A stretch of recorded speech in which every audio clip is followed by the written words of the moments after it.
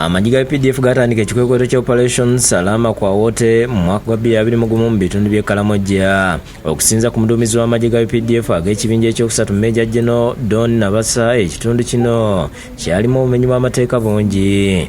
2 days ago, unfortunately we lost one of the LC3 chairpersons in Kotido district was murdered in hot blood by warriors.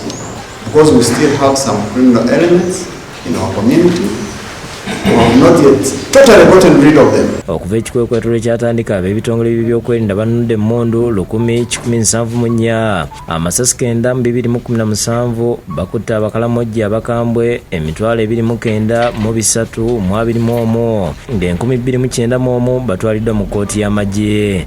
Kati tulina emitendera gye tuyitiramu esooka ya Police Forensic Department ejja kujja emalozi ozikebera okulaba oba mulimu emmundu zetubadde tunoonya nga ziri mu warriors betubadde tunoonya oba terrorists or any group that have been using them.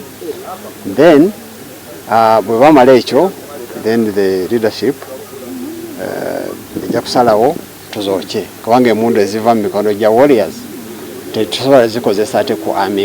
government security for. Agamba nti Abakaramoja abagezaako okulwana n'abasirikale battiddwa mu kukyusa endowooza Abakaramoja. Nabasa agamba nti basomesezza abakulembeze 237 okulaba ng'abayamba okutuukiriza ekigendererwa kyabwe. Ayongerako nti balina obuzibu bw'ensi ezitwetoolodde ezirimu obutabanguko.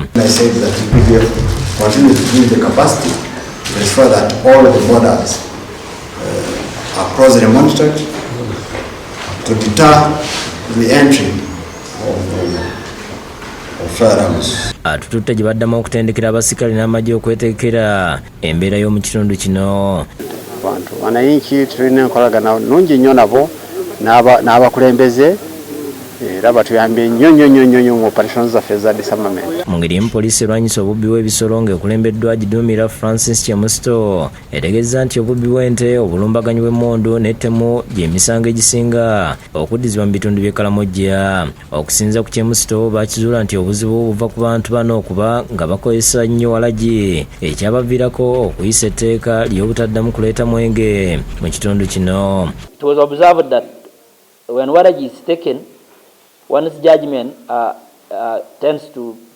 person tends to get false confidence that he can do anything. Kyemusto agamba bateekawo ebifo mwe bakeberera ente zonna ezifuluma Karamoja. Bateeka abasirikale abasawo b'ebisolo ku butale bw'ente bwonna nga kino kiyambye okukendeeza ku bubbi bw'ente ekyaviirako n'ebbeeyi y'ente okulinnya. Because it is known, the markets are known, the routings are known, you are on your porous border, it is risky. Sulaiman Tebi yakusakidde gweno ku Lwabukedde TV.